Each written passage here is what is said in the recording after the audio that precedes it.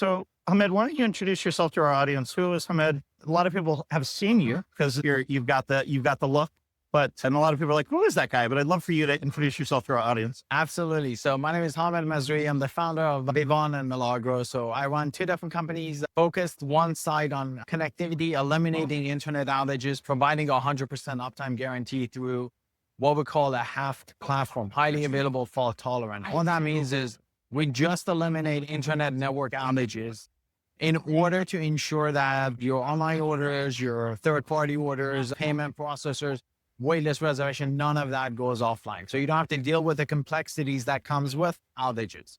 So that's on one side. And then on the other side, we focus on retention. Like restaurant industry hasn't really fully got that under control, I think. And I strongly believe that by end of the decade, I've said this several times, that there's going to be some billionaires that make their billions in the restaurant industry, and they're going to do it through customer retention. So those who master that are going to increase revenues, which then, who cares if food cost is 35% and labor is 35%? It doesn't matter. Even though you took a 10% increase in cost of goods sold and labor, it's not going to impact you much. And you're never going to have that thin margin issue.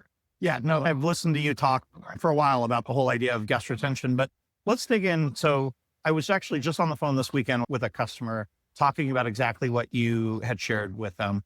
They're now at 70% of their orders are coming in digitally. So internet has played such a critical role. And the reason I was talking to them is they had done a reference call and the customer had said, what happens when the internet goes down? He said, ostensibly, we have a problem. It's not because the point of sale that we sell is the problem. It's ultimately because third-party delivery, kiosks, all of these other things are operating on the internet. And if the internet's not stable. So what have you seen as you've been in this connectivity space? Because you've been doing this for a while. Oh yeah, we've been doing that for about 15, 16 years now. So early days, it didn't matter as much. It was critical, but it wasn't as critical as it is now. I agree. Nowadays, everything's online, like everything. And by the way, 2019, okay, maybe you lose 10, 15, 20% of online orders because you just couldn't. But today it's probably 30, 40% of your revenue. And it's so inexpensive to do that, to just keep the network up and running at 100% with no outages, that it doesn't make any financial sense why you should not be doing something like this. And again, anything that takes away from that top line revenue puts you in that thin margin situation. You can't afford to do that. And the one thing that people underestimate, because oftentimes, and I'm sure you run into this. So for those listeners that are out there, they're like, oh, but it costs too much to have an internet connection, a secondary internet connection, an SD-WAN, a highly available, it's too expensive. But when we talk about what they lose for an hour of sales, even if they're only making 20% on those hour of sales, 1 hour of downtime can pay for it. So talk us through how inexpensive it is and how affordable it's gotten, because it's not even inexpensive. It's affordable, especially when you look at the opposite side of it. Agreed. It's 1,000% affordable. You don't have to go for the restaurant space itself. You don't have to do the complexities of SD-WAN and go through all that expenses. You just need somebody who's done this before, who knows what they're doing, and who can create an infrastructure that just keeps that business essential services online. That's what we say. And it's so good, and it's so good. It works so well that our customers don't even know. So we get obviously proactive notifications. We call the customer first and say, hey, by the way, FYI, you're on backup. Don't worry, we've got it covered. We're calling the ISP. We're trying to sort that out. And they're like, no, internet's working. It's like, no, it's not working. No, they're arguing. It's working. It's like, trust me, it's not working. You're on backup. In terms of cost, you're looking at probably sub $400 a month per location per month for a primary internet connection, a backup, a firewall, the Wi-Fi, the PCI compliance, the intrusion detection, all the security stuff, the content filtering. Like right now, most restaurants are probably paying around $500 a month without the backup and without the proactive services and without all of those kind of things. Yeah. So you lose that sale, it's gone. Yeah, look, you're more likely to save money by combining it and putting it in a bundle and getting that 100% uptime and eliminate all your outages than it is not doing it. Again, it's just mind-boggling how some people are like, oh, it's going to cost me $50 a month to do this, and I'm just not willing to do that. It's $600 a year. You lose internet during lunch or dinner, you're done. And you get the argument, oh, but at my house, it never goes down. And I laugh because I'm like, yes, you're number one, Oh, so you can't watch your Netflix, so you're upset about it at your house? Like, you can't process credit card. You can't process a loyalty transaction. You can't process an online order or a third-party delivery order when you have no internet. So people don't think through that. So is that a common thing that you guys continue to run into? Not really anymore. I think people are waking up to it and they're saying, okay, like I actually need to make a change. And it's slowly becoming a norm. So I think people are realizing the pain point and they're starting to take a stance of, hey, how do I just ensure it never goes down? And how do I keep it affordable so that I'm not spending $1,000 a month? And by the way, there are restaurants like we've got some customers that are spending $1,300-$1,400 a month, but your AUVs are $5-6 million bucks. And it's, hey, I don't care. I just don't want to lose that revenue. Yeah, I love that.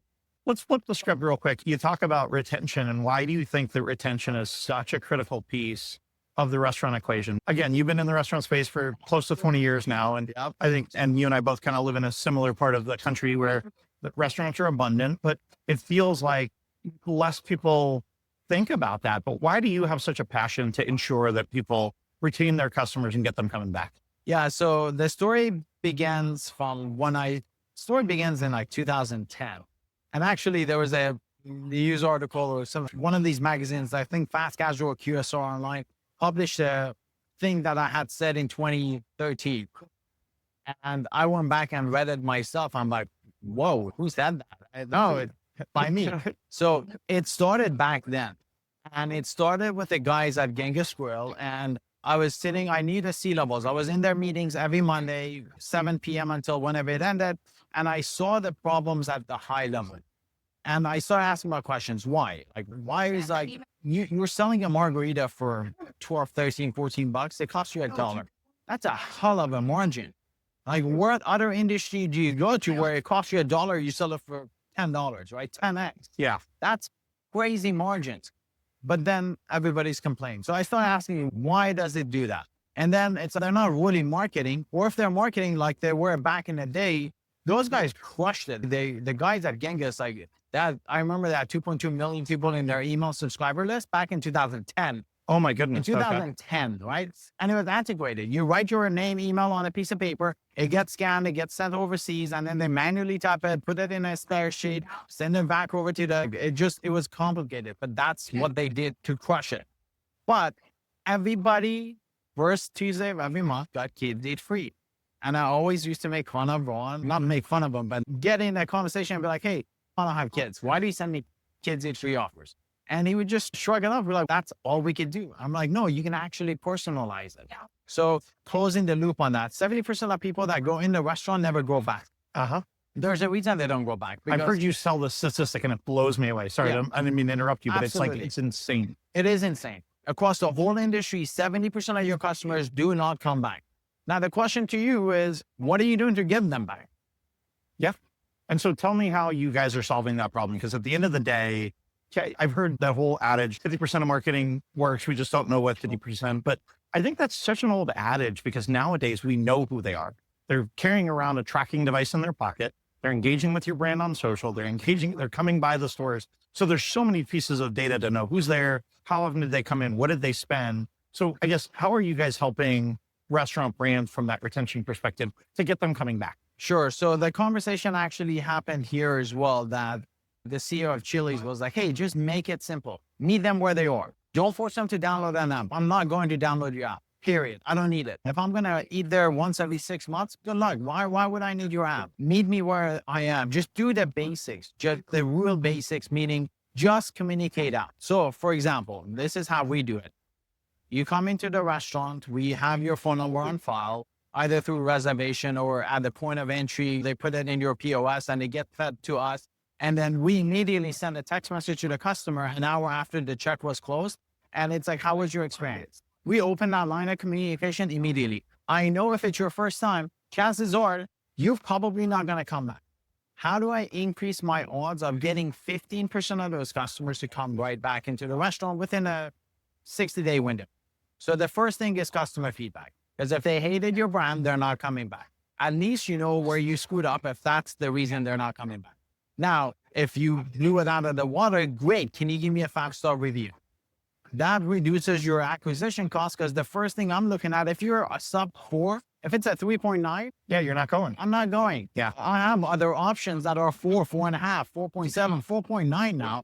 There are so many restaurants with a 4.9. I'd rather go there because it's a safer bet. Then some number of days later, based on the frequency of customers, we proactively send out a marketing message, a super strong offer. Buy one, get one. And by the way, I didn't come up with this strategy. It's John Taffer from Bar Rescue. He said that 7, 8 years ago, and there isn't anyone in the restaurant industry who's executing on that, even though the information is there. Yeah. I'm just simply enabling that option to make it to be able to execute that. So you get a buy one, get one free. When you come back, then it knows that it's your second time. Then we send out a lower offer, a free appetizer or dessert. And then we send out on a fourth visit, give them a free drink, and then we taper it off and we're done. And everybody says, oh, you're doing that to build loyalty. No, my friend, we're not doing that to build loyalty. We're doing that to build behavior. Yeah, because I say this all the time.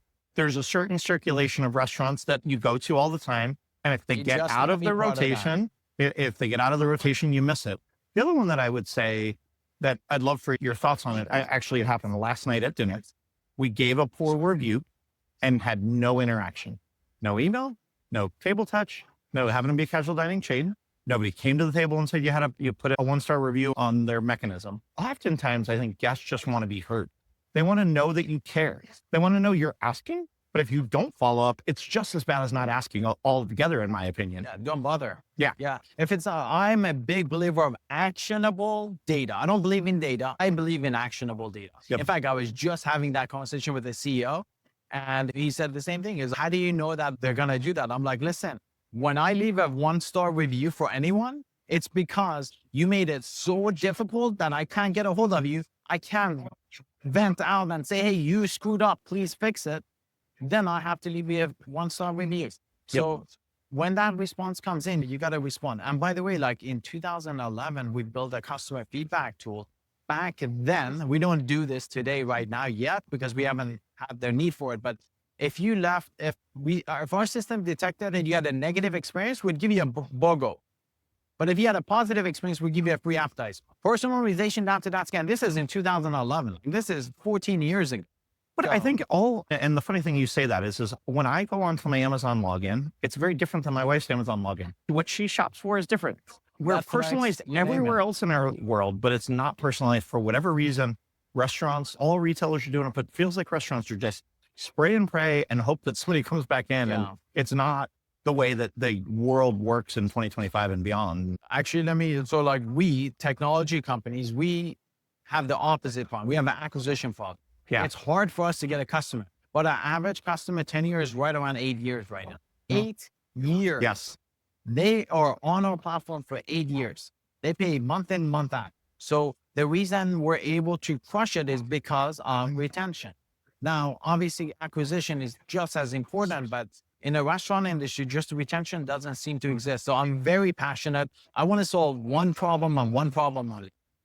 I want to drive increased revenue. And the only way I know how to is through retention. Is to get the people that 70% that don't come back. How do I get them to come back? I just want 15% of them to come back in, and I want to bump everyone to the next visit. Because if I get a guy that visits 3 times to come in 4, the guy that comes in 2 to come in 3 times a year, I've met my goal, and I only need 15% of them to do that. And by doing that, I'm already increasing revenues by about 150 to 200K a year, which then puts you on the $1 million mark or above. And by the way, like average restaurant in 2019 was making 600 grand a year in top line revenue. Okay.